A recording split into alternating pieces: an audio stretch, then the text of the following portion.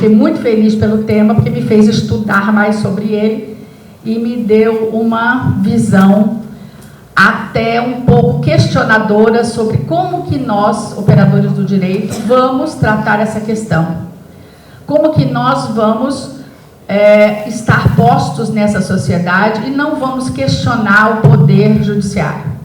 Por que que nós vamos novamente nos curvar a isso? Já que nós temos hoje, guardadas as devidas proporções do nosso país, da cultura do nosso país, uma ferramenta, duas ferramentas, a arbitragem e a mediação, que podem solucionar ou ajudar a solucionar várias questões sem levá-las ao Poder Judiciário. Por que que nós vamos continuar nos curvando ao Poder Judiciário? Então, quem me conhece sabe que eu sou uma pessoa muito combativa e que o meu discurso é esse, não ao Poder Judiciário, né? Porque eu acho que chega. A gente precisa empoderar os cidadãos e tratar a sociedade de uma forma respeitosa. E, para isso, ela precisa estar cônscia dos seus deveres, mas também dos seus direitos. Entre eles, de resolver os seus problemas sem intromissão de ninguém. Nem do Poder Judiciário, a não ser que eu queira. Se eu quiser, eu vou lá e tenho essa intromissão. Se eu não quiser, eu não tenho.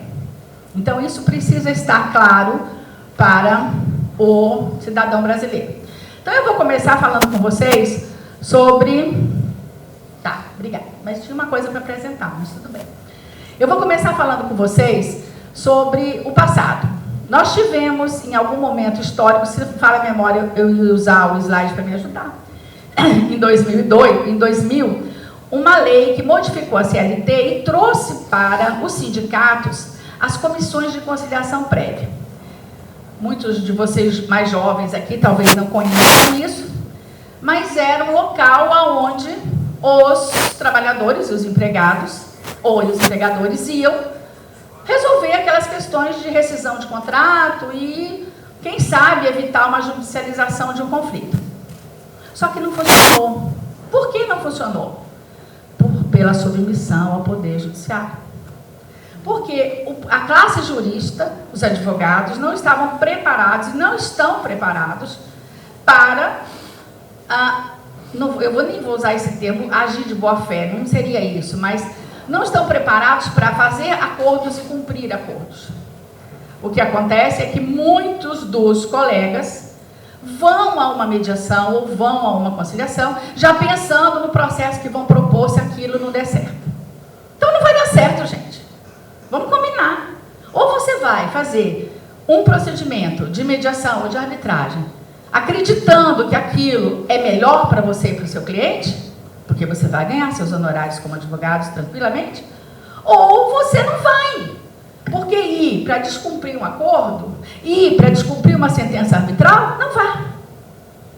Porque você enfraquece o instituto, você queima o filme, como diz o povo, e não faz funcionar a sociedade, você faz ficar estagnada. Porque as pessoas criam câmaras, as pessoas criam institutos. Para quê? Se ninguém vai lá. Ou se vai lá, vai para dizer, tá vendo? Eu disse que isso não ia funcionar. Porque você não conhece, porque você não estuda, porque você não sabe o que é. Comissão de conciliação prévia, foi exatamente isso. Os sindicatos tinham todo o poder na mão para utilizar essa ferramenta como um poder político. E nem isso eles souberam fazer. Perderam a comissão de conciliação prévia para o STF. Mole, claro, os advogados, como assim que eu vou ter que ir lá falar com esse cara, que ele pensa que ele é? Eu vou direto no juiz, ele que vai resolver e dizer quem está certo e quem está errado. Esse é o pensamento do advogado. Essa é a formação do advogado. Nós somos formados para o litígio. Eu sou advogada, foi assim que eu me formei. Não é isso que eu acredito, por isso eu busquei outro caminho. Mas eu estava lá no banco da escola, foi o que eu aprendi. Quando o cara entra no escritório, o que você faz? Ah, é o artigo tal, da lei tal, que vai dar o processo tal. Não, é combinado com não sei o quê. É porque tua cabeça funciona assim. Mas é isso que vai servir para o teu cliente? Essa é a tua pergunta. É isso que me inquietava, que eu acho que é o que inquieta vocês que estão aqui. Então, muito bem, passado. Aí, veio o quê? CNJ com resolução tratando da mediação. Oba, trazendo a mediação para dentro do Poder Judiciário comum. O trabalhista vai ficar de fora? Vai, porque nós somos uma justiça especializada e nós não podemos estar misturados com vocês. Perfeito, porque é um direito indisponível. Outra discussão, porque o que é direito indisponível? Quem inventou esse negócio de direito indisponível? O que é indisponível para o cara que é escravo lá no Maranhão, de uma fazenda, é diferente do que é indisponível para mim, para você, professor Carrari, completamente diferente. Por quê? Porque nós temos um conhecimento e nós estamos empoderados em algum momento nessa sociedade. Aquelas pessoas que estão lá no Maranhão, que são escravos, eles nem sabem que tem direito disponível, meu amigo. Nem sabem o que é isso. Eles querem comer. Banho? O que é banho? Chuveiro? Você está louco? É comida. É sobrevivência, é zero. É base da pirâmide. É isso que eles querem. Então o direito indisponível dele é comida. Ponto. Então é muito bonito na Constituição, está escrito lá, mas na prática? Cadê o Ministério Público do Trabalho? Cadê o fiscal do trabalho? Que não vai lá e todo mundo sabe que tem. Mas ninguém vai lá. E isso, professor, é pôr o pé no chão. Usar a realidade que a gente tem. É lógico que as câmaras vão funcionar melhor nos centros. E é lógico que lá o juiz trabalhista vai ter uma atuação muito mais marcante, necessária. Mas em empresas, em pessoas como na associação comercial, em comércios, em que as pessoas têm um conhecimento, que elas estão empoderadas, para que eu vou no judiciário, gente? Para que o advogado vai no judiciário? Qual é a razão? Aí veio a resolução, veio a lei de mediação, melhor dizendo, né? Presente, lei de mediação. Pode ser feita mediação, menos em direitos indisponíveis. Direito do trabalho é disponível. De novo, gente. Até quando? Quer dizer que eu posso dispor do meu direito indisponível na frente do juiz. Mas na frente do mediador eu não posso. Mas não é o mesmo direito? Não, mas aqui o juiz está tomando conta. Como assim está tomando conta do quê? Eu sou incompetente? Mas não sou eu que estou abrindo mão? Sou o mesmo eu, aqui ou lá. Qual é a diferença? É a autoridade judiciária que está sentada aqui à frente, conduzindo a audiência. Tudo bem, eu concordo, é importante que tenha em determinados casos. Nem todo caso é mediável ou arbitrável e nem todo caso precisa ser judicializado. O advogado tem que ter essa sensibilidade e tem que acreditar que isso pode dar certo. E quando o cliente dele chegar, não pode dizer, se isso não der certo, a gente entra com o processo. Não, isso vai dar certo, nós vamos fazer isso dar certo. Nós vamos agir com boa fé, vamos agir com decência, com ética, e isso vai dar certo. Porque nós queremos que dê certo, porque a sociedade precisa disso. Porque a sociedade não aguenta mais ficar sentada esperando que o poder dê alguma coisa para ela. A sociedade precisa sair do lugar comum, precisa se mexer. É o meu ponto de vista, ok? Bom, eu estou procurando meu slide. Então, viemos para a lei de mediação. Perfeito.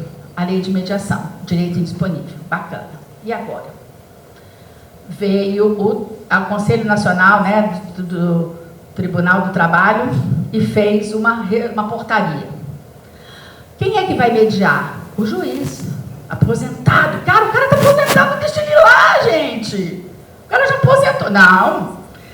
Quem vai mediar tem que ser o juiz, nem que seja aposentado. O poder é nosso. Eu não vou dividir o poder com a sociedade. Para quê? Se foi a Constituição. Tá bom. E a sociedade, né? Ovelhinha ali. Sim, poder. Né? Porque a gente é um povo assim. Nós não temos um histórico. Uau, nós somos, sabe? Não. Por mais que a gente tenha cultura, educação, a gente fica esperando que alguém dê alguma coisa pra gente. Mas nem que seja um cafezinho, a gente está esperando que alguém dê pra gente. É uma coisa, eu não sei de onde vem, sabe? Mas é uma coisa que a gente precisa se perguntar de onde vem isso. Porque eu sou assim, A maioria da população no Brasil é assim, a gente está sempre esperando que alguém dê alguma coisa para a gente. É cultural. Bom, vamos lá. Nós estamos aqui para falar da mediação. O juiz vai ser o mediador, vai ser dentro do Poder Judiciário, igualzinho do CNJ, né? Só mudou que lá no CNJ podia ser pessoas devidamente qualificadas, não precisava ser juiz, né? No Tribunal do Trabalho tem que ser juiz. Muito bem. Então, essa mediação judicial. Ok. E a extrajudicial? Que direito disponível. Só pode não sei quantos salários, não sei quanto, não sei o quê. Mas e se eu quero fazer um acordo? Como fica? Eu não posso fazer? Eu, cidadão, não posso dispor do que eu quero porque é indisponível? Como é isso? Nesse momento social.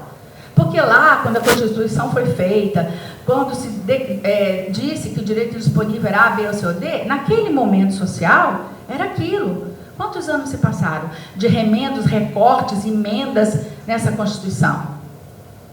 E a sociedade muda. Sem tirar os olhos dos escravos do Maranhão, porque eles existem. O pessoal da cana lá, que trabalha de 5 horas da manhã às 7 horas da noite, não tem 13º, não tem férias, não tem nada, sem tirar o olho desse povo. Mas se você pegar a maioria, ou uma grande parte da população que trabalha nos grandes centros urbanos, essas pessoas não são o lado fraco da relação jurídica mais. Foram. Hoje, as pessoas sabem mais ou menos, na grande maioria, o seu direito. O seu dever, pouca gente sabe. Mas o direito sabe. Eu tenho direito a isso, eu tenho direito àquilo, eu tenho direito àquilo outro.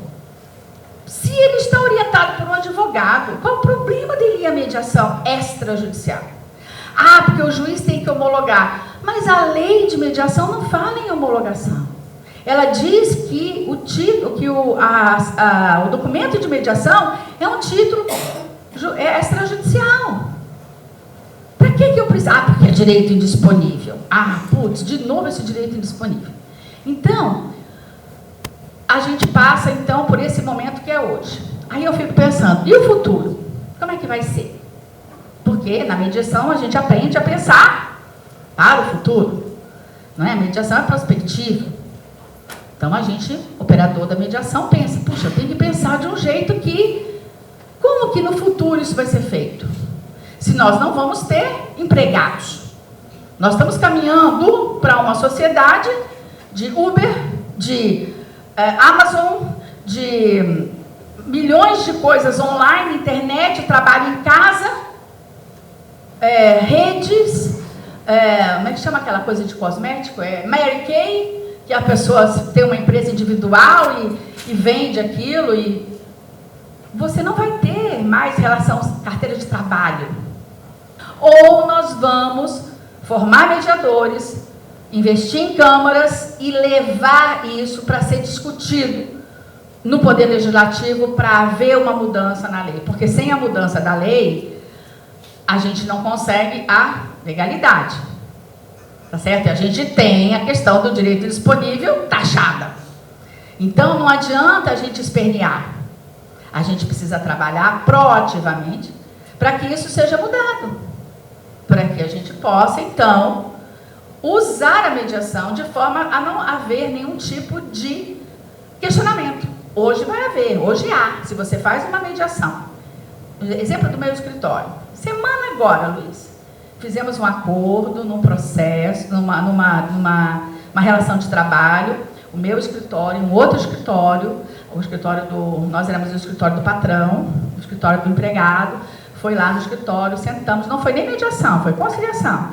Olha, doutora, vamos fazer um acordo, vamos sim, o que vocês querem? A gente quer isso, olha, isso não vai dar, dá para fazer assim, dá, fizemos. O empregado assinou, todo mundo assinou, aí o advogado, para mim, não precisava homologar nada. Para mim, estava ali, a minha palavra. Eu estava ali de boa fé fazendo aquilo. Não, precisa da homologação do juiz. Bacana, vamos fazer a homologação do juiz. A pessoa que trabalhava na empresa, era uma pequena empresa de fábrica de docinhos, pegou o dinheirinho que ela recebeu, foi embora para a Bahia, para casa da mãe dela, não estava nem aí para ficar ali. Ela queria ir embora para a Bahia, por isso que ela queria um acordo para sair da empresa. O juiz designou uma audiência e disse que se ela não comparecesse, que ele não ia homologar Bolsa da Bahia? Como é que eu vou homologar esse acordo? Aí eu falei para o meu amigo, colega, né, do outro escritório, doutor, o seguinte, para mim não precisa de homologação nenhuma, o senhor precisa? Ah, não, doutora, sabe o que? Eu falei, bom, então o senhor fica brigando aí com o juiz, porque eu nem vou nessa audiência.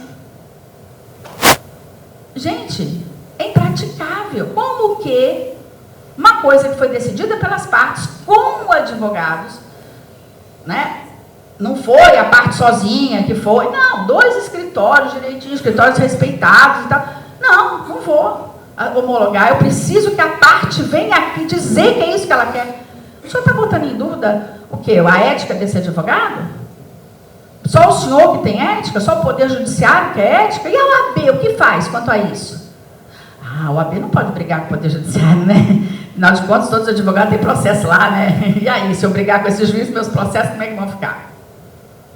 Então, gente, é um emaranhado de situações que, na Justiça do Trabalho, ainda é maior, porque a gente tem a questão da indisponibilidade aí dos direitos trabalhistas, que, apesar de mitigada com relação à questão do teto do salário, né, 2 salários referências do INSS, a pessoa pode ir para a arbitragem. Mas e os inferiores a isso? Estão, quer dizer, se você ganhar 2 salários, seria o quê? 10 mil reais? Alguma coisa em torno disso? Se você ganhar 8, já não pode. Porque não é 10. Não, mas eu sou pós-graduado. Não interessa, meu amigo, você ganha 8. Não, mas eu sei o que eu estou fazendo. Não interessa, meu amigo. A questão aqui não é se você tem competência ou se você tem conhecimento. É se você tem dinheiro.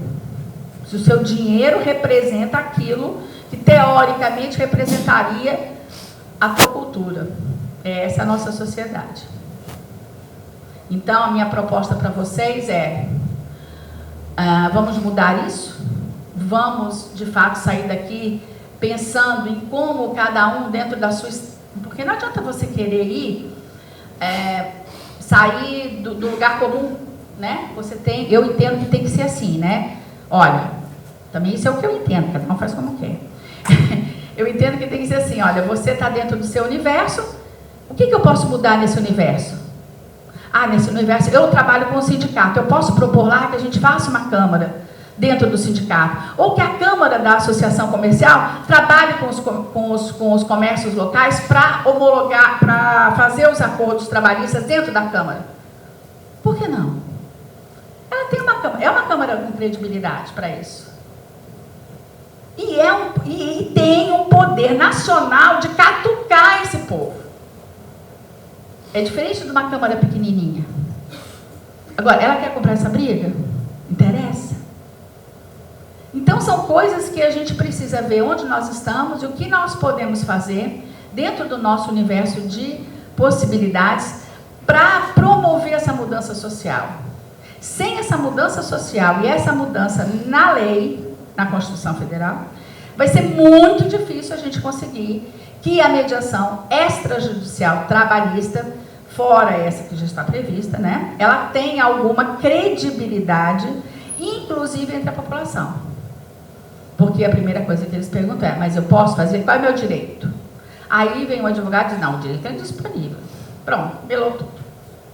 Então a gente precisa ter essa visão dessa indisponibilidade, com restrições, lógico, vendo sempre essa questão do equilíbrio, que a mediação sempre procura, se há o equilíbrio, né, de empoderamento das partes. Ok? Então era isso, estou aberta a perguntas, eu acho que é muito mais interessante o debate, né, tirando alguma dúvida de vocês, do que eu ficar aqui explanando qual seria o meu sonho, que seria que todo mundo fosse fazer mediação e arbitragem, que o Poder Judiciário ficasse muito bem posto no lugar dele, tratando dos assuntos que de fato não podem ser resolvidos pelas pessoas. Porque se elas podem resolver seus problemas, elas vão ser pessoas melhores, a sociedade vai ser melhor, a comunicação vai ficar melhor e o mundo vai ficar melhor. Muito obrigada. Nós temos esses obstáculos e nós precisamos de conviver com eles. Talvez a questão da indisponibilidade seja um desses, mas nós, como operadores do direito, da administração, contabilidade, tantos outros profissionais envolvidos, nós temos o dever de fomentar esse assunto, né? E por isso que nós estamos aqui hoje. Então, essa visão prospectiva, existe um passado realmente muito árduo quanto a isso, mas nós estamos mudando porque nós estamos aqui, né? No decorrer desses 23 anos, a CBMAI mudou, fez a história, e assim como outras tantas instituições, e cada um de nós, dentro do nosso cotidiano, do nosso trabalho, assim como a doutora, dentro do escritório dela, o que eu tenho feito para mudar? Porque se nós fizermos essa reflexão de que nós não estamos satisfeitos, nós somos profissionais e os nossos clientes. O nosso objetivo não é a satisfação das partes. Então, enquanto nós estivermos aqui pregando, convertendo, né, doutora, nós conversávamos sobre isso. A nossa função é essa. Eu acredito que pode dar certo, que pode trazer um benefício para o jurisdicionado, não é verdade? A senhora falava da questão da indisponibilidade. Nós sabemos que pela questão de valores, talvez um grande executivo possa, e a secretária que convivia com ele durante todo o contrato de trabalho, ela pode dizer assim, mas eu também quero, não é? Por que ele tem o direito e eu não tenho? Mas eu entendo que com o nosso trabalho, com a nossa disseminação, com esses eventos que nós fazemos, com as nossas pregações, eu entendo que as coisas estão mudando. E nós estamos fazendo parte dessa mudança cultural. Não é verdade? Então, nós vamos dar continuidade com a exposição da doutora Ana, que vai acrescentar os conhecimentos aqui para a gente. Muito bom dia.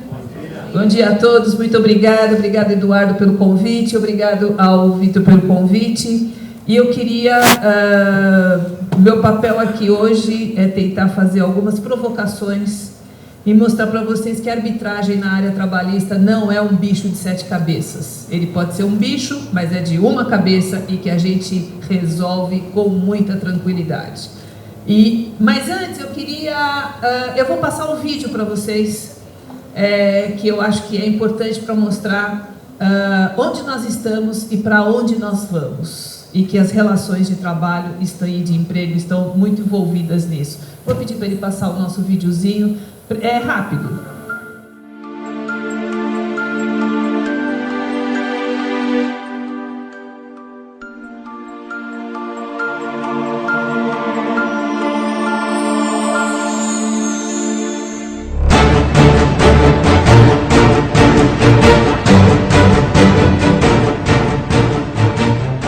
Em 1998, a Kodak tinha 170 mil funcionários e vendeu 85% de todo o papel fotográfico vendido no mundo. No curso de poucos anos, o modelo de negócios dela desapareceu e eles abriram falência. O que aconteceu com a Kodak vai acontecer com um monte de indústria nos próximos 10 anos. Você poderia imaginar em 1998 que 3 anos mais tarde você nunca mais iria registrar fotos em filme de papel? No entanto, as câmeras digitais foram inventadas em 1975. Assim como acontece com todas as tecnologias exponenciais, elas foram decepcionantes durante um longo tempo, até se tornarem imensamente superiores e dominantes em poucos anos. O mesmo acontecerá com a inteligência artificial, saúde, veículos autônomos e elétricos, com a educação, impressão em 3D, agricultura e empregos. O software irá destroçar a maioria das atividades tradicionais nos próximos 5 a 10 anos. O Uber é apenas uma ferramenta de software. Eles não são proprietários de carros e são agora a maior companhia de táxis do mundo. A Airbnb é a maior companhia hoteleira do mundo, embora eles não sejam proprietários.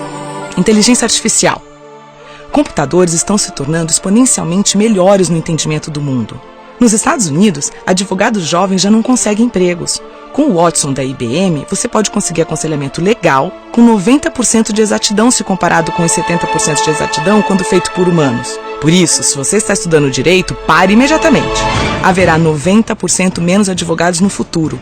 Apenas especialistas permanecerão. O Watson já está ajudando enfermeiras a diagnosticar câncer, 4 vezes mais do que enfermeiras humanas. O Facebook incorpora agora um software de reconhecimento de padrões que pode reconhecer faces melhor que os humanos. Em 2030, os computadores se tornarão mais inteligentes que os humanos. Veículos autônomos. Já em 2018, os primeiros veículos dirigidos automaticamente aparecerão ao público. Ao redor de 2020, a indústria automobilística inteira começará a ser demolida. Nossos filhos jamais necessitarão de uma carteira de habilitação ou serão donos de um carro. Isso mudará as cidades, pois necessitaremos 90-95% menos carros para isso. Poderemos transformar áreas de estacionamento em parques. Cerca de 1.200.000 pessoas morrem a cada ano em acidentes automobilísticos em todo o mundo. Temos agora um acidente a cada 100.000 quilômetros. Mas com veículos autodirigidos, isso cairá para um acidente a cada 10 milhões de quilômetros. Isso salvará mais de 1 milhão de vidas a cada ano. Companhias tradicionais de carros adotam a tática evolucionária e constroem carros melhores, enquanto as companhias tecnológicas, Tesla, Apple, Google, adotarão a tática revolucionária e construirão um computador sobre rodas. Companhias seguradoras terão problemas enormes, porque sem acidentes, o seguro se tornará 100 vezes mais barato. O modelo de negócios de seguros de automóveis deles desaparecerá. Os negócios imobiliários também mudarão. Pelo fato de poderem trabalhar enquanto se deslocam, as pessoas vão se mudar para mais longe para viver em uma vizinhança mais bonita. Carros elétricos se tornarão dominantes até 2020. As cidades serão menos ruidosas, porque todos os carros rodarão eletricamente. A eletricidade se tornará incrivelmente barata e limpa. A energia solar tem estado em uma curva exponencial por 30 anos, mas somente agora você pode sentir o impacto. O preço da energia solar vai cair de tal forma que todas as mineradoras de carvão cessarão atividades ao redor de 2025. Com eletricidade barata, teremos água abundante e barata. A dessalinização agora consome apenas 2 kWh por metro cúbico. Imagina o que será possível se cada um tiver tanta água limpa quanto desejar, quase sem custo. Saúde. Teremos companhias que irão construir um aparelho médico chamado Tricorder, na série Star Trek, que trabalha com o seu telefone, fazendo o escaneamento da sua retina, testa a sua amostra de sangue e analisa a sua respiração por meio de bafômetro. Ele então analisa 54 biomarcadores que identificarão praticamente qualquer doença. Vai ser barato de tal forma que em poucos anos cada pessoa desse planeta terá acesso à medicina de padrão mundial praticamente de graça. Impressão 3D. O preço da impressora 3D mais barata caiu de $18.000 para $400 em 10 anos. Nesse mesmo intervalo, tornou-se 100 vezes mais rápida. Todas as maiores fábricas de sapatos começaram a imprimir sapatos 3D. A estação espacial tem agora uma impressora 3D que elimina a necessidade de se ter um monte de peças de reposição como era necessário anteriormente. No final deste ano, os novos smartphones terão capacidade de escanear em 3D. Você poderá escanear o seu pé e imprimir sapatos perfeitos em sua casa. Na China, já imprimiram em 3D todo um edifício completo de escritórios de 6 andares. Lá por 2027, 10% de tudo que for produzido será impresso em 3D. Oportunidades de negócios. Se você pensa em um nicho no qual gostaria de entrar, pergunte a si mesmo: será que teremos isso no futuro? E se a resposta for sim, como você poderá fazer isso acontecer mais cedo? Se não funcionar com seu telefone, esqueça a ideia. E qualquer ideia projetada para sucesso no século XX estará afadada a falhar no século XXI. Agricultura. Haverá um robô agricultor de $100 no futuro. Agricultores do terceiro mundo poderão tornar-se gerentes de suas terras em vez de trabalhar nelas todos os dias. Atualmente, cerca de 30% de todas as superfícies agriculturáveis são ocupadas por vacas. Imagine se tais espaços deixarem de ser usados desta forma. Há muitas iniciativas atuais de trazer proteína de insetos para o mercado. Eles fornecem mais proteína que a carne. Deverá ser rotulada de fonte alternativa de proteína, porque muitas pessoas ainda rejeitam ideias de comer insetos. Até 2020, haverá aplicativos que podem saber se você está mentindo pelas suas expressões faciais. Imagine um debate político onde estiverem mostrando quando as pessoas estão dizendo a verdade quando não estão. O Bitcoin, dinheiro virtual, pode se tornar dominante e poderá até mesmo tornar-se uma moeda reserva padrão. Longevidade. Há 4 anos, a expectativa de vida costumava ser de 79 anos, e agora é de 80 anos. Atualmente, a expectativa de vida aumenta uns 3 meses por ano. Por volta de 2036, haverá um aumento de mais de 1 ano por ano. Ou seja, todos passarão a viver vidas longas, possivelmente bem mais que 100 anos. Estamos vivendo a 4ª Revolução Industrial. Bem-vindos!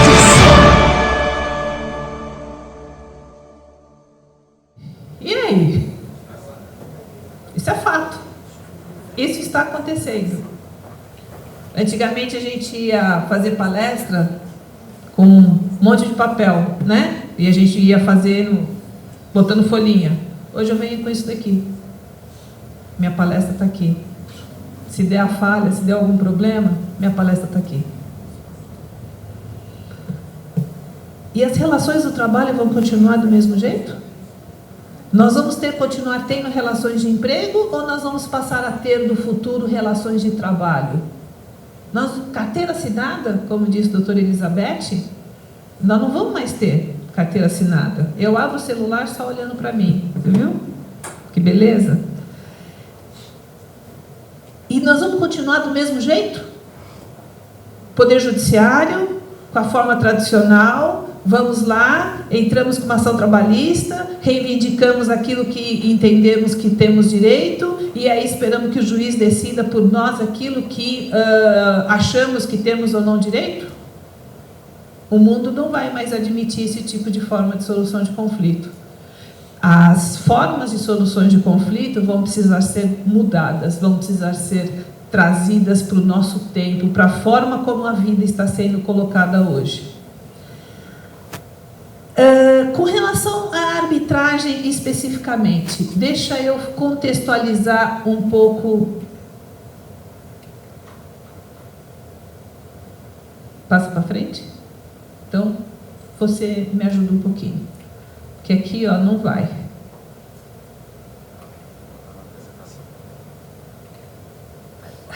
Muito bem.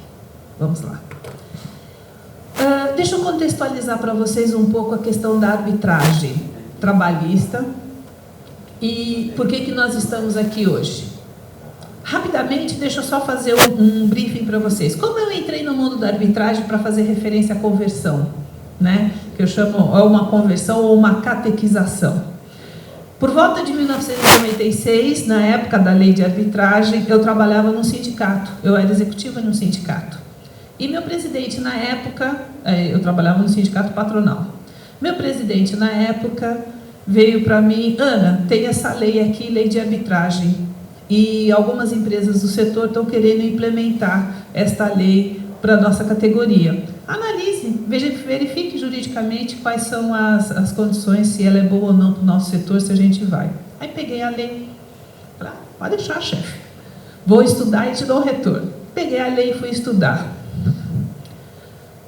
Árbitro indicado? Imagina, como é que nós vamos indicar um árbitro? Que absurdo isso! Onde já se viu? Quem é este árbitro? Onde já se viu? Não. Sem recurso? Horas. Como que nós vamos julgar as nossas questões trabalhistas sem recurso? Como que se eu não gostar da sentença, como é que eu faço? Imagina, 6 meses? Resolver em 6 meses? Que absurdo! Como é que eu vou ganhar tempo? Como é que eu vou empurrar com a barriga esta ação? Como é que eu vou fazer tudo isso? Imagina! Meu relatóriozinho, voltei para o chefe.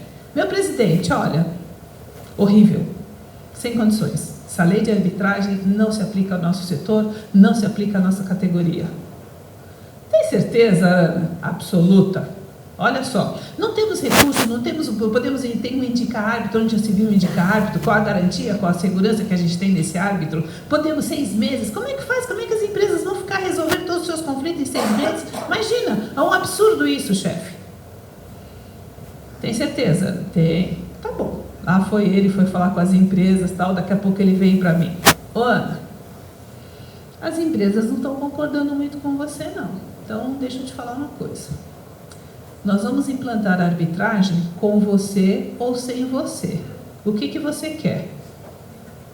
Chefe, devolve a lei que eu vou dar uma olhada novamente. Espera aí. Lá fui eu. Bom, vou implantar a arbitragem comigo ou semigo? Então, que implante comigo. Lá fui eu olhar a lei de arbitragem sob uma outra perspectiva, a perspectiva da necessidade. E aí comecei a olhar a arbitragem. Poxa vida, indicar árbitro?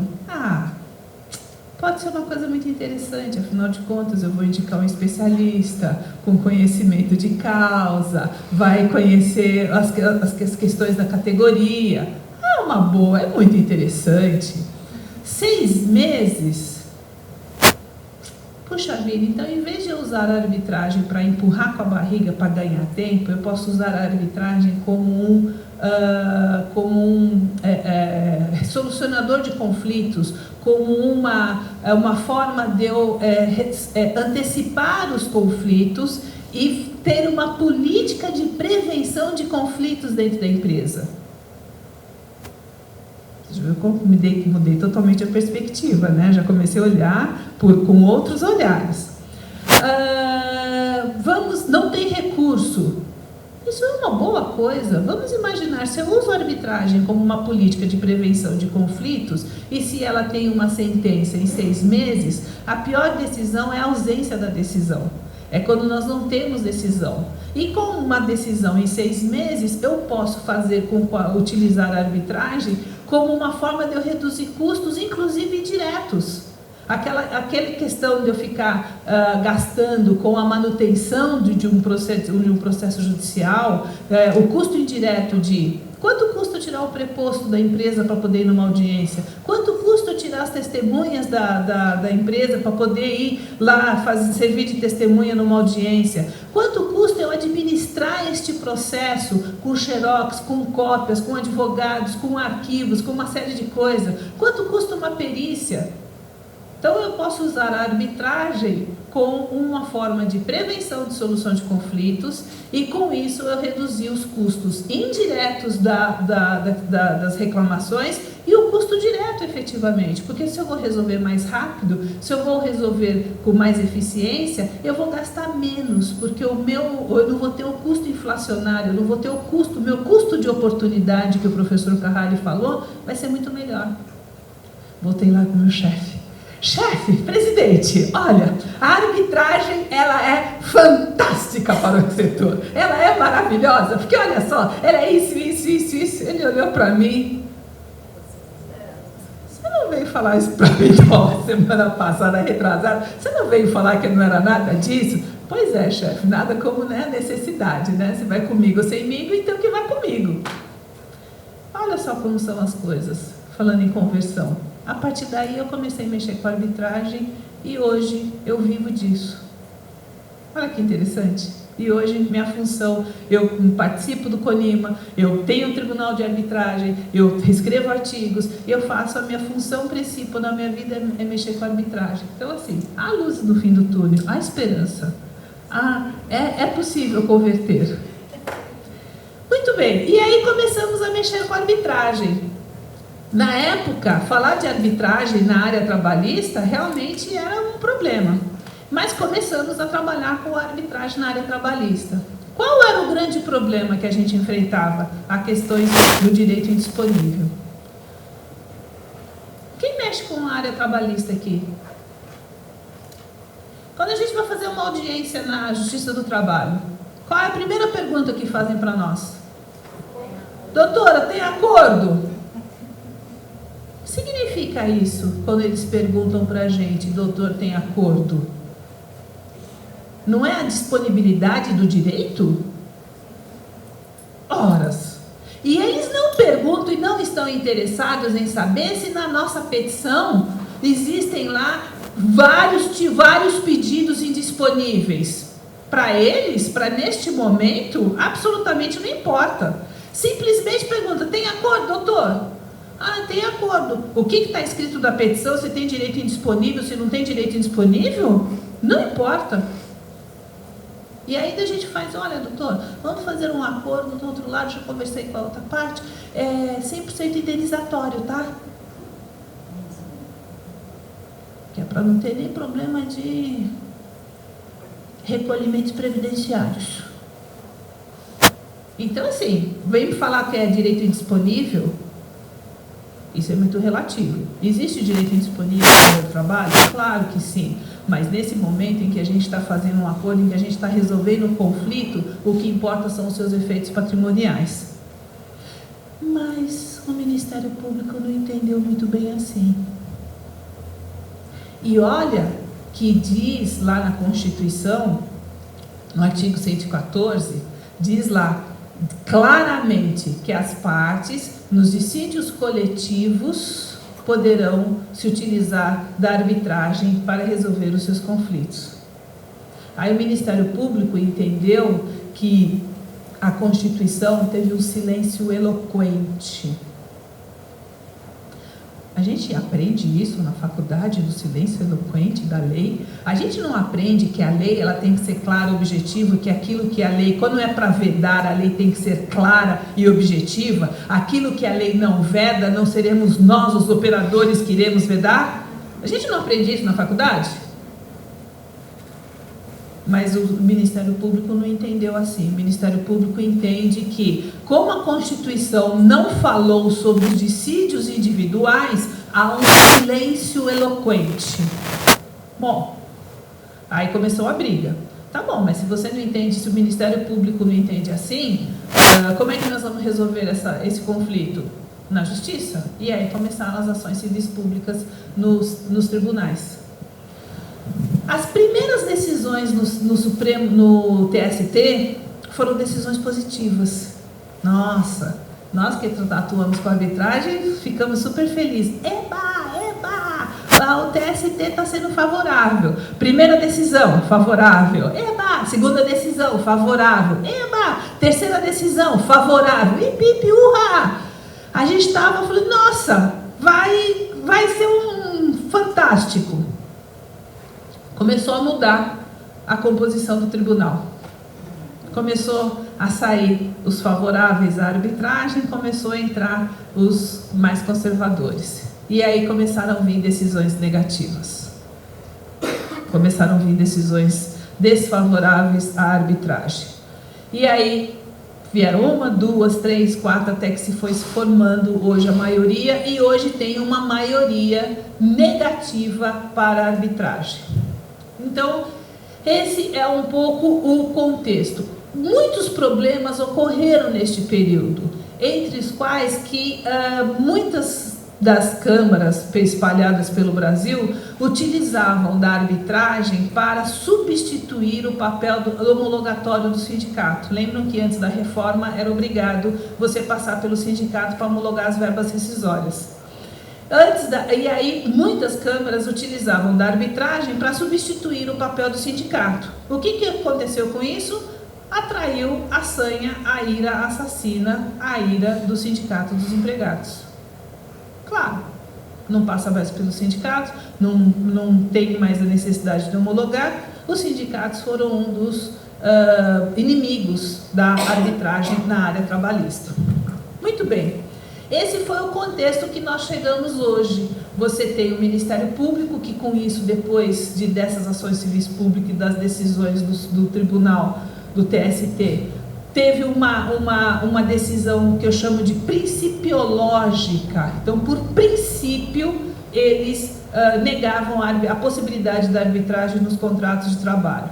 As decisões do TST, elas vinham também que eu chamo de principiológica e reducionista, porque elas reduziam o acórdão, alegando a impossibilidade da arbitragem nos dissídios individuais de trabalho, dizendo que os direitos eram indisponíveis e irrenunciáveis. Ponto.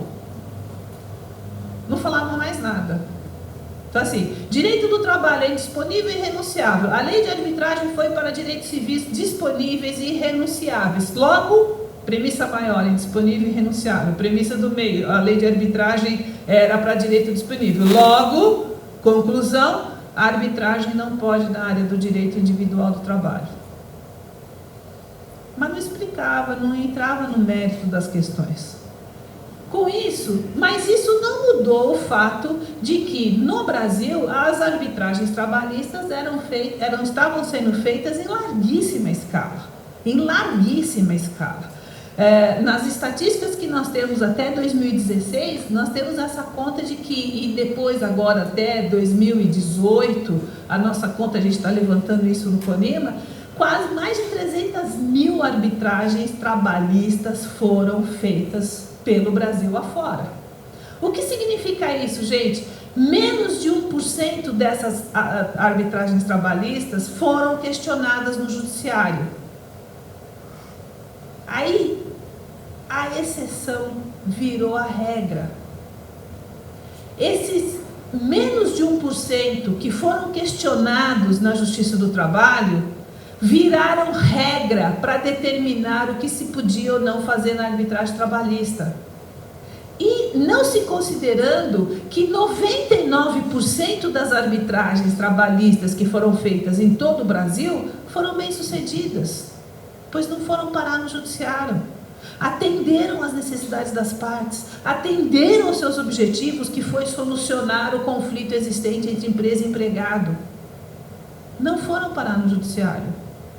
Mas o 1% de eventualmente arbitragens patológicas, sim, arbitragens equivocadas, sim, pois, por exemplo, faziam verbas rescisórias, retiravam direitos do empregado.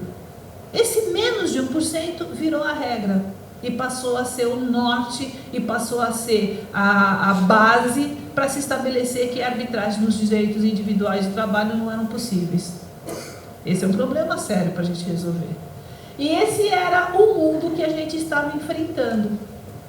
Uma situação negativa do Ministério Público, uma situação negativa do Tribunal Superior do Trabalho, do TST, e uma situação política complexa. Eis que vem o governo Michel Temer.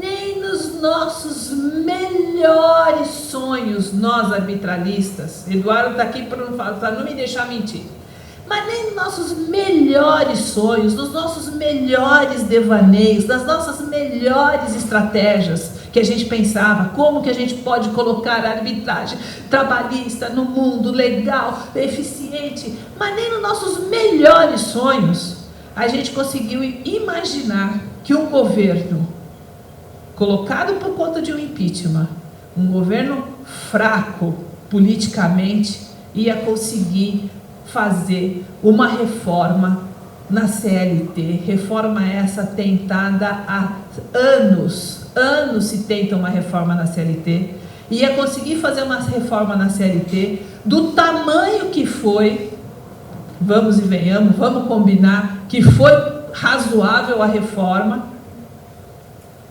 e colocaram a arbitragem dela, colocaram a arbitragem dentro da CLT. Em todos os nossos sonhos e devaneios, a gente pensava em caminhos alternativos, porque colocar a arbitragem dentro da CLT era um sonho numa noite de verão.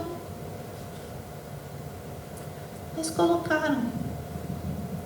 Veio a lei e trouxe o artigo 507A. E colocou dentro no seu texto, várias palavrinhas muito importantes.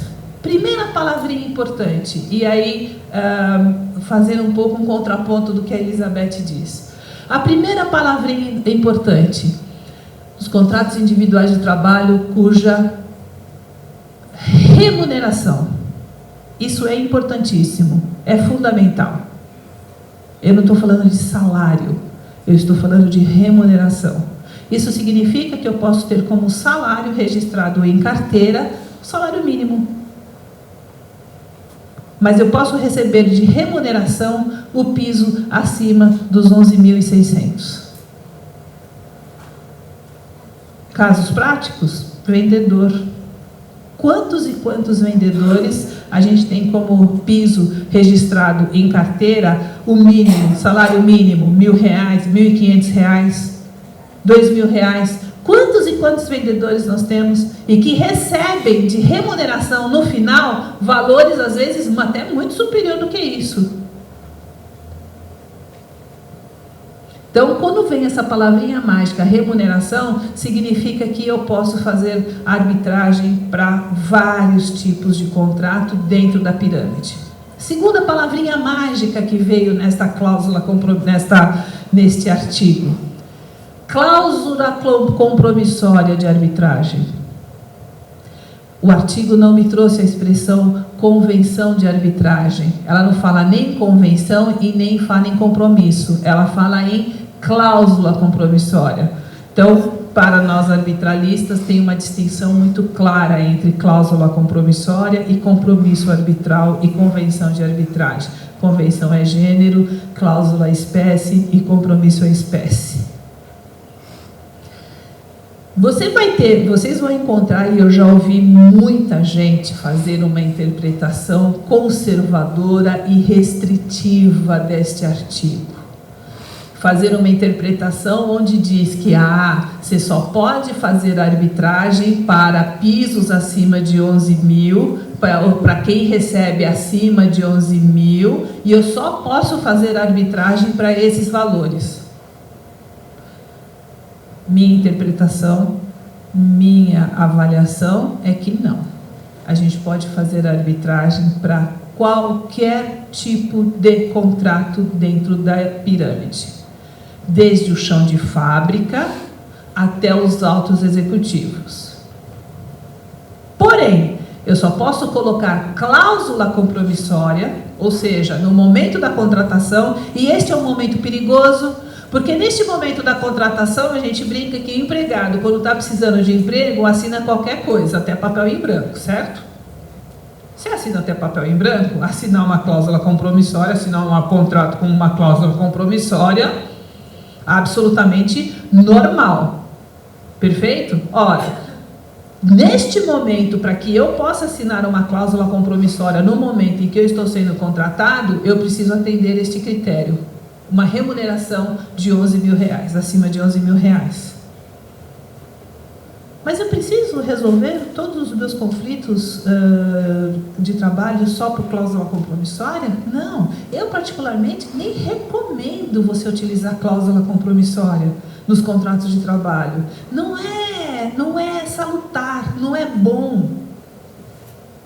Mas eu posso resolver 100% de todos os meus conflitos disponíveis, evidentemente, por compromisso arbitral. Pós-encerramento do contrato de trabalho, depois que eu recebi as verbas rescisórias, que é para eu não ter problema de vício de consentimento, que é para eu não ter problema de que eu estou com a minha sobrevivência em jogo, então eu não tinha como optar, eu não tinha como escolher efetivamente a arbitragem, porque como eu não recebia as verbas rescisórias, eu não tinha como levar o leitinho das crianças.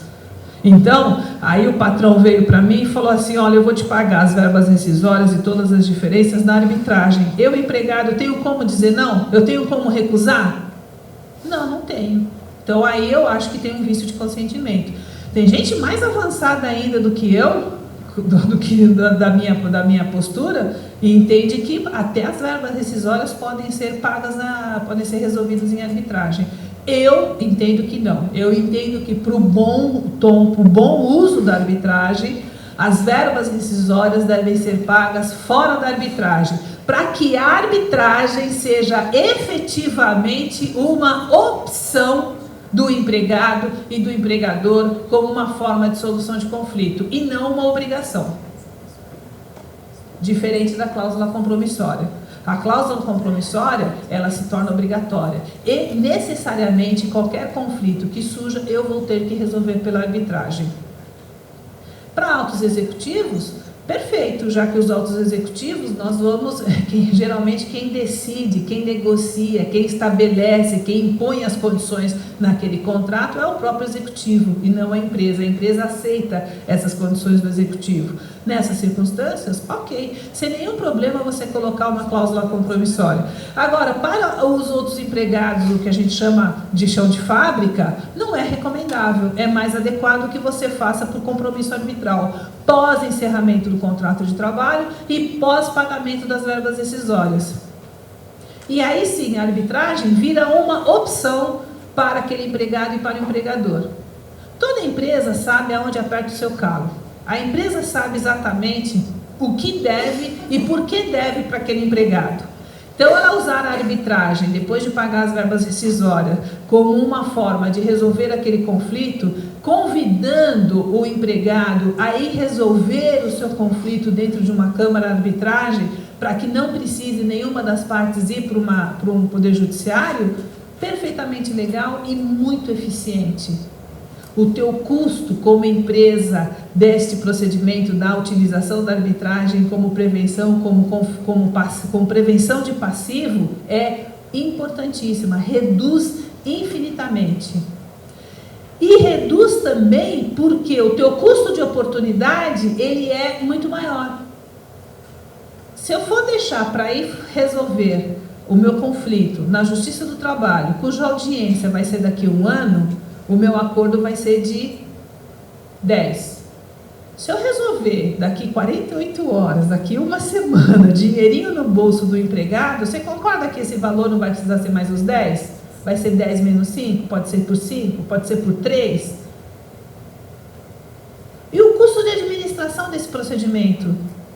Daqui a 1 ano, eu vou ter que ir na Justiça do Trabalho, eu vou ter que deslocar necessariamente um preposto, eu vou ter que deslocar necessariamente o advogado, eu vou ter que deslocar necessariamente, porque em geral são audiências unas, eu já tenho que levar para a instrução, necessariamente eu vou ter que deslocar minhas testemunhas. O custo disso?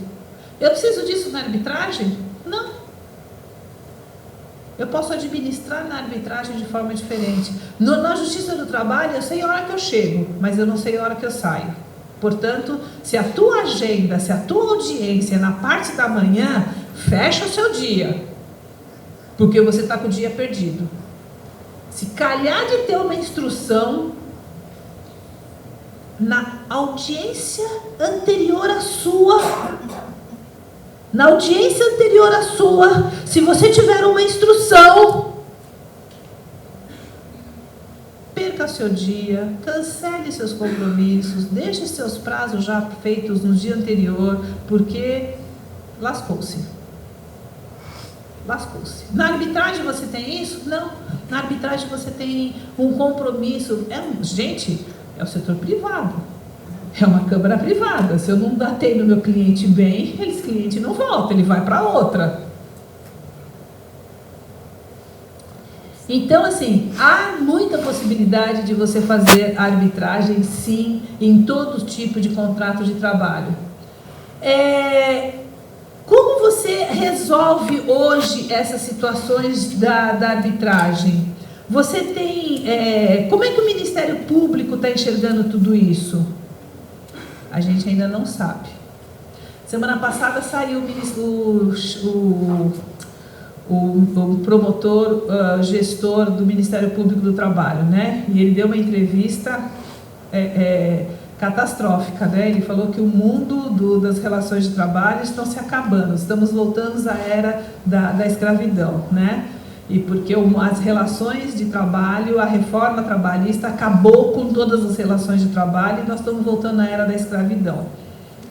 Eu não concordo com isso, mas enfim, essa é a vida. Aqui. A arbitragem, a reforma trabalhista trouxe no seio do contexto das relações de trabalho e não mais relações de emprego, algumas mudanças que eu acho que são significativas para a gente entender como que vai se dar essa questão dos direitos disponíveis e indisponíveis. Evidentemente que na reforma trabalhista você não acha nenhum artigo que diz especificamente os direitos individuais de trabalho são disponíveis. Você não tem mais isso, você não vai achar isso. Mas você analisando a reforma trabalhista como um todo, você vê no escopo, você vê, vamos chamar, na intenção do legislador, uma clara reconhecimento de autonomia do empregado, onde o empregado era o coitado e ele precisava do paternalismo da Justiça do Trabalho, do juiz, que era a autoridade, para poder proteger os seus direitos. Com a reforma trabalhista, ela trouxe algumas situações que dá essa autonomia, esse reconhecimento da autonomia do empregado e, portanto, se ele traz esse reconhecimento da autonomia do empregado, traz também o direito dele decidir como ele quer resolver os seus conflitos. Em muitas situações, este direito tem que estar junto com o Sindicato dos Empregados. Então, em que pese muita gente dizer que acabaram com os sindicatos com a reforma, eu entendo que não. Eu entendo que, ao contrário, deram ao sindicato, em especial, muito particularmente aos sindicatos dos empregados, um poder, uma autonomia, uma capacidade de resolver as coisas que antes eles não tinham.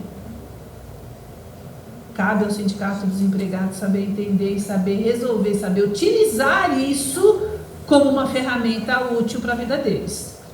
Ah, mas acabaram com a contribuição sindical e acabaram com os sindicatos. Ok, reconheço. E realmente, acabaram com a contribuição sindical obrigatória. Mas deram para o Sindicato dos Empregados um poder que eles não tinham antes. Hoje, você tem aqui, na estrutura legal da reforma, você tem o primeiro plano, você tem a CLT, e antigamente era inverso. Aí, depois da CLT, você tem a Convenção Coletiva de Trabalho e os Acordos Coletivos de Trabalho. Quando ele vem aqui e fala que a convenção coletiva e o acordo têm prevalência sobre lei, entre outros, quando dispuserem, entre outros, e aí pode fazer o que você quiser, traduzindo, o que não tiver no 611, você pode fazer. Se não tiver no 611, que é restritiva, você pode fazer. Puxa, então eu posso estabelecer numa convenção coletiva ou num acordo coletivo a arbitragem? Se vamos imaginar, vamos pensar que eu tenho lá no 507 uma interpretação restritiva de que só cabe realmente para contratos acima de 11 mil?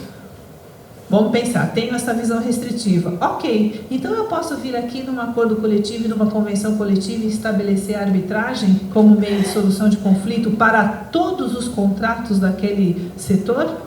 Posso. Posso colocar a mediação dentro de um acordo coletivo e uma convenção coletiva, dizendo que a mediação é um instrumento de solução de conflito e que tem eficácia liberatória? Posso. Posso dizer que esta eficácia liberatória não é sujeita a homologação no Poder Judiciário? Posso. Quer dizer, então, que eu posso, numa convenção coletiva ou num acordo coletivo, estabelecer formas de solução de conflitos com eficácia liberatória, quitação do contrato de trabalho, sem precisar ir no Poder Judiciário? Posso. Desde que eu tenha o Sindicato dos Empregados junto. Essa é a chave. Sindicato dos Empregados tem que estar junto. Se o Sindicato dos Empregados estiver, eu posso estabelecer outra forma posso criar uma espécie de dispute border para a área trabalhista? Posso. Se eu tiver um Sindicato dos Empregados dentro de um acordo coletivo e uma convenção coletiva, posso. Posso inventar um outro jeito de solução de conflitos para a área trabalhista, para aquele setor, para aquela empresa? Posso. Desde que eu tenha convenção coletiva e o Sindicato dos Empregados. Gente, olha o poder que o Sindicato dos Empregados tem. Então, assim... E mais ainda, tirando essa parte da convenção, aí você tem o superempregado. E aí, muita gente fala que houve uma impropriedade legislativa quando o 507 me fala em remuneração e que aí então não era remuneração que o 507 queria dizer, e sim salário. Desculpa, não concordo com isso, porque a lei... Não existe palavras dúbias e nem existe palavras desnecessárias. O legislador sabe o que está fazendo. E se assim fosse, quando você vai para eu já volto aqui, quando ele fala aqui no superempregado, ele claramente fala em salário mensal. Ele não fala em remuneração, ele fala em salário. Então, claramente, para você ser superempregado, o teu salário precisa ser acima de 11 mil e não remuneração. Então, eu não concordo com a impropriedade legislativa ao dizer que no artigo 507 ele não quis falar em remuneração e sim em salário. Porque se assim fosse, ele teria claramente falado de algum jeito diferente aqui. Então, o superempregado, ele precisa ter salário mensal acima de 11 mil e mais ainda, ele precisa ter um diploma de nível superior. Para esse superempregado, posso colocar cláusula compromissória? Posso não colocar? Posso fazer compromisso? Posso inventar uma outra coisa? Posso fazer qualquer outro inferno? Posso. Preciso do sindicato? Não, não preciso. Muito bem. Aí, o que a gente coloca então? Quais são os momentos que você pode colocar a cláusula compromissória? Ou compromisso arbitral? A gente coloca aqui. A cláusula compromissória nos termos do 507, você faz ou na admissão, nos termos do 507, ou seja, remuneração acima de 11 mil, ou no contrato em curso, no decorrer do seu contrato de trabalho, se atender esses dois requisitos. Fora isso, na demissão e pós o contrato de trabalho encerrado, você faz compromisso arbitral. Encerrei o meu contrato de trabalho há 1 ano atrás. Posso fazer hoje uma arbitragem para resolver aquele conflito? Posso. Não tem nenhum problema. Mas a lei é de 1900, eu tenho uma questão dessa, eu tive uma situação dessa recentemente, mas a lei veio de foi em 2017, e eu não posso, por exemplo, se utilizar da quitação anual dos contratos de trabalho, que é uma outra ferramenta fantástica de solução de conflitos e que você pode usar a mediação e a arbitragem dentro desse contexto da quitação anual do contrato de trabalho. Eu não posso fazer as quitações para contratos anteriores a 2017, anteriores à lei. Ok, isso vai depender de cada sindicato. Tem sindicato que não aceita isso. Tem sindicato que aceita. Porque a lei está vigente hoje, eu posso dar quitação anual dos últimos 5 anos, qual o problema? Mas tem sindicato que não aceita. Tem sindicato que fala, eu dou quitação de 2017 para cá. Nessa quitação anual, eu posso utilizar a mediação como um mecanismo, como uma ferramenta para poder finalizar, chegar a esse termo de quitação anual se eu tiver um conflito? Claro que sim.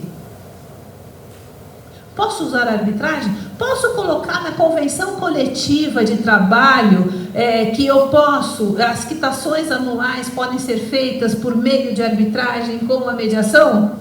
Posso. E o termo final será quitação anual? Posso. Que é um instrumento fantástico de prevenção de passivos, se as empresas souberem usar junto com o sindicato dos empregados, é uma ferramenta fantástica de prevenção de conflito, porque eu reduzo o meu conflito a no máximo 1 ano do meu contrato, aqueles 5 anos, eu vou anulando e vou resolvendo com as quitações anuais? Posso, com tranquilidade. Muito bem, gente. E aí? Opa, estou voltando. É para ir para frente. Como é que fica a questão dos direitos indisponíveis? Aonde que eu posso fazer? Então, assim, acabo com a Justiça do Trabalho, porque não vai precisar mais ter necessidade. Se eu vou passar todos os contratos, todos os conflitos vai passar por mediação, por arbitragem, e aí a Justiça do Trabalho não é mais necessária? Portanto, ele é indispensável, ele é necessário. Existem situações dos contratos de trabalho que a arbitragem nunca vai poder resolver, quiçá a mediação. E é engraçado que na mediação, a lei de mediação, que estabeleceu a lei de mediação, apesar de falar que claramente os contratos de trabalho são mediante lei própria ou portaria própria, a definição da mediação, da possibilidade da mediação, diz lá que pode ser feita mediação para situações de direito indisponível que tenha reflexo patrimonial. mesmo que seja indisponível, mas que tenha reflexo patrimonial, você pode fazer arbitragem. No fundo, no fringir dos ovos, todos os conflitos no direito do trabalho não têm reflexo patrimonial? Mesmo os indisponíveis não têm reflexo patrimonial? Quando eu tive um acidente de trabalho, que eu perdi, lamentavelmente, uma parte do corpo, o que eu vou pedir no judiciário? É um direito indisponível, mas eu não vou pedir um reflexo patrimonial? Quando eu tenho um problema de saúde, quando eu tenho um problema de segurança de trabalho na minha empresa em que eu trabalhei, quando eu entro na justiça, eu vou pedir o quê? Não é um reflexo patrimonial daquilo? Então, até esta indisponibilidade, com a reforma, ela meio que se tornou relativizada. Ah, mas isso então, eu fui para Maranhão dar uma palestra lá no Maranhão e participou comigo na mesa um desembargador do TRT lá do Maranhão. E ele veio falando coisas que eu falei, gente, se ele está falando isso, não sou eu que não vou falar diferente. Ele falando que assim, está todo mundo com medo, preocupado, porque o governo atual está com uma forte campanha para acabar com a justiça do trabalho. Ele que falou, eu estou reproduzindo o que ele falou, não sou eu que estou falando. É possível isso? Não acho que cheguemos a tanto. Mas que é preciso repensar a forma como se soluciona os conflitos na área do trabalho e mudar a cultura da questão de que qualquer coisa eu vou para a justiça porque lá eu ganho qualquer alguma coisa, e que isso já está mudando.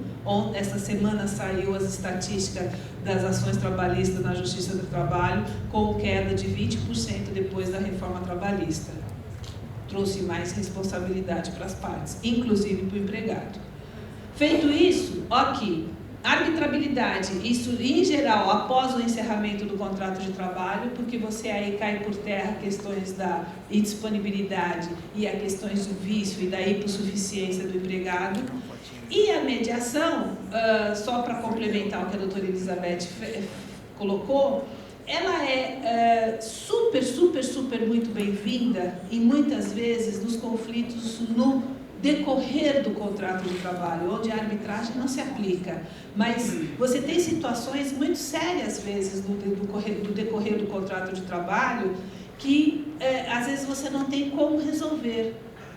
E que a mediação, ela pode ser muito bem-vinda. Exemplos, há questões de assédios dentro da empresa. Sejam eles assédios morais, sejam eles assédios sexuais, sejam eles qualquer tipo de assédio na relação do trabalho. Como que se resolve isso? Às vezes você fica em situações de que você tem que ir para medidas radicais. Demissão. Eventualmente, sabendo conduzir isso bem, com mediadores profissionais, com mediadores que entendam, você pode resolver todas essas questões com uma ótima mediação, com uma bela mediação e preservar todas as relações. Muitas vezes você é obrigado a ir por uma medida extrema de demissão e perder ótimos colaboradores. Porque não tem como resolver isso. Como é que você vai deixar convivendo dentro da empresa o assediado e o assediador? A mediação pode ser uma excelente ferramenta para resolver isso. Isso é só um exemplo, tá? Da mediação. Inúmeras outras vezes os conflitos interempresariais de equipes, conflitos entre setores diferentes, e que hoje você muitas vezes não sabe como resolver. E às vezes aquela coisa, o casa de ferreiro e o espeto de pau, você não consegue resolver dentro de casa. Chama o mediador, traga o mediador de fora. Ele vai conseguir entender e vai conseguir resolver essas questões com muita propriedade. Então, a mediação, ela é muito bem utilizada para isso. E é utilizada também, eventualmente, para pós-contrato de trabalho. E como é que você resolve isso? Aí você tem uma questão, mas como é que eu vou ter a eficácia liberatória? Como é que eu vou ter a quitação do contrato? Como é que eu vou ter a certeza de que o meu contrato de trabalho eu vou estar dando quitação? Em tese, quem milita na mediação entende que se as duas partes entenderam e quiseram ir para a mediação, isso tem que ser suficiente para resolver o conflito, sem necessidade de homologação do Poder Judiciário. Não há necessidade de você ir, porque a mediação parte do princípio de uma vontade das partes. Se as duas partes assim o querem, para que você precisa ir do Poder Judiciário? Porque ele pode mudar de ideia, sabe? O empregado pode ir lá, vira a esquina, encontra um advogado que fica na cabeça dele e pode ser que ele mude de ideia. Ok, vamos imaginar que seja isso? Tá bom, aí você pode usar essa...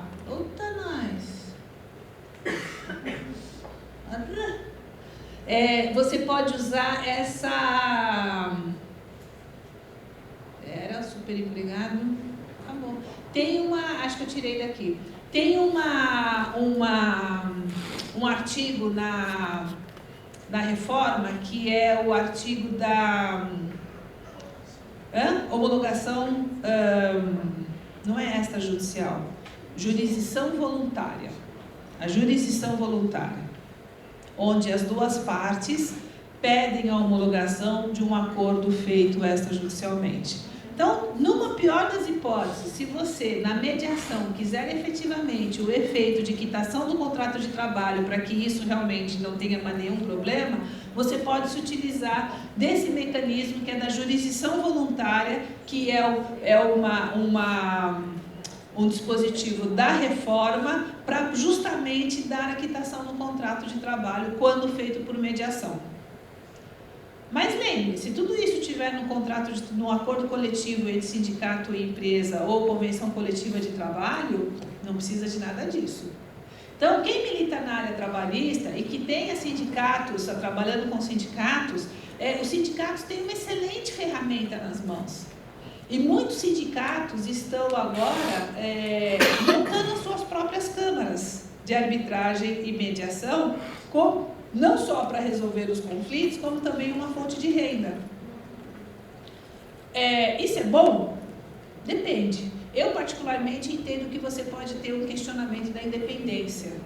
Né? Você pode ter um problema de questionamento da independência se você tem uma câmara dentro do próprio sindicato. Mas existem algumas experiências, lá em São Paulo a gente tem uma experiência de os dois sindicatos, patronal e dos empregados, juntos, montar uma câmara para poder resolver os conflitos. Então, aí você já não tem mais a questão da independência e a questão do equilíbrio, da equidistância, que já está resolvida, porque você tem os dois sindicatos participando. Quando você tem um só sindicato, no caso, o sindicato dos empregados, você pode ter alguns problemas. Muito bem, gente. E qual é o futuro? Eu quero ver se eu chego até lá, que eu quero mostrar para vocês o futuro. Lá. Jurisdição.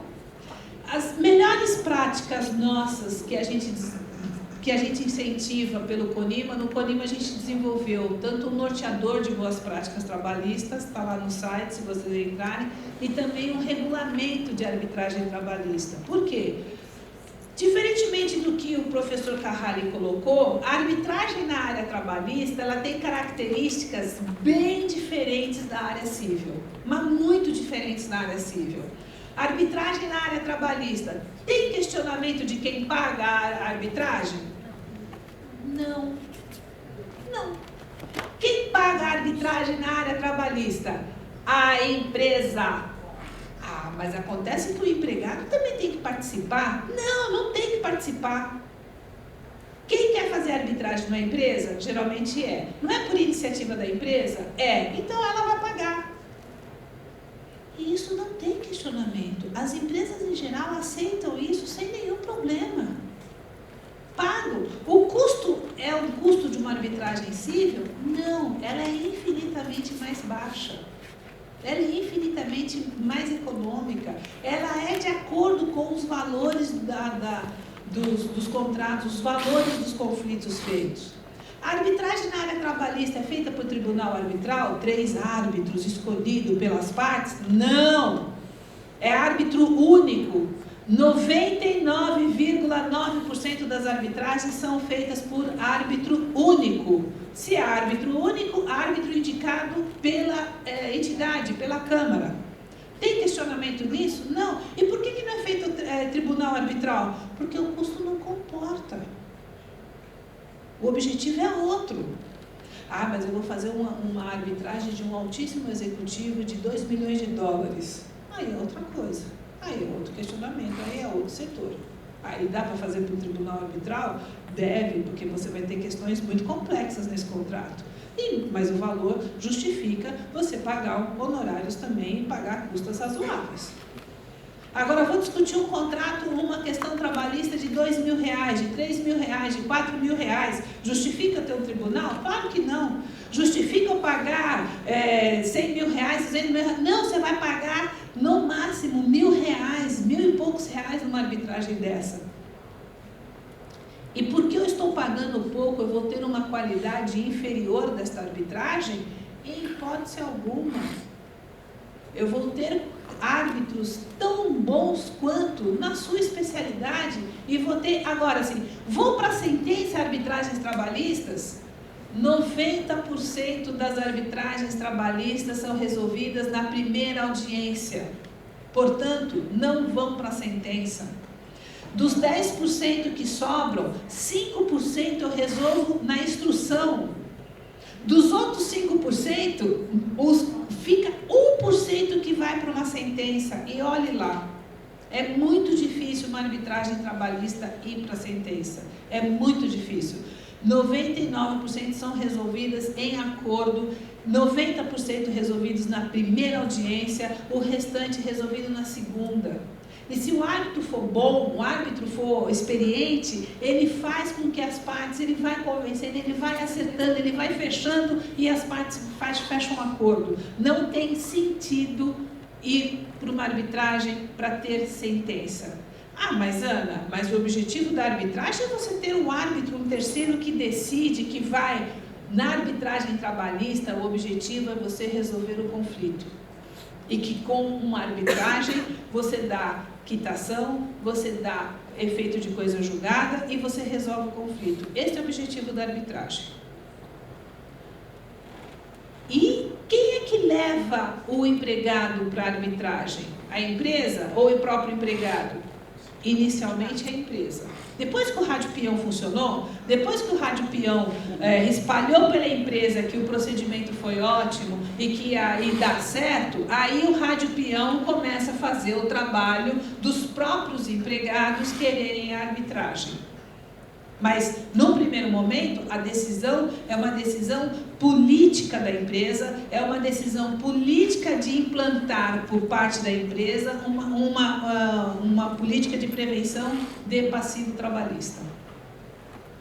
Feito isso, aí depois que a empresa tomou a decisão, implantou, começou a resolver, e aí deu certo, aí a própria rádio peão depois funciona. E como é que a gente fica com o futuro? Como é que a gente fica com a parte de... Eita, nós, hein? Eu chego lá. Quando a gente acabar, vai lá pro último, já provei isso, esse daqui, o outro, esse, pronto. Resolvido. Como é que nós ficamos com relação ao futuro?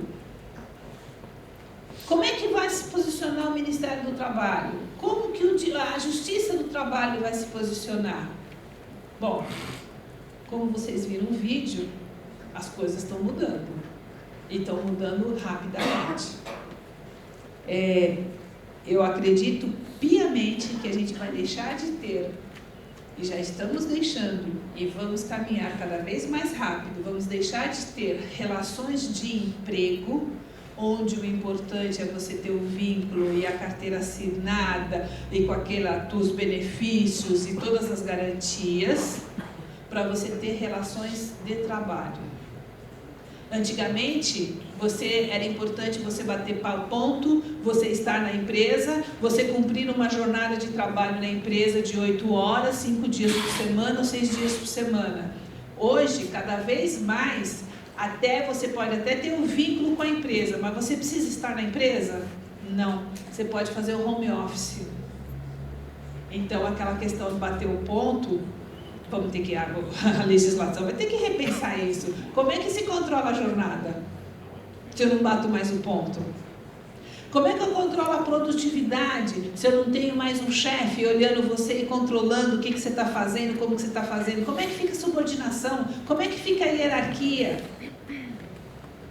Como é que fica a remuneração? Essa remuneração não é mais pelo tempo, não é mais pela jornada, é pela produtividade. Essa remuneração, ela é à distância. Eu estou agora trabalhando na minha casa, ou então eu estou trabalhando em outro país.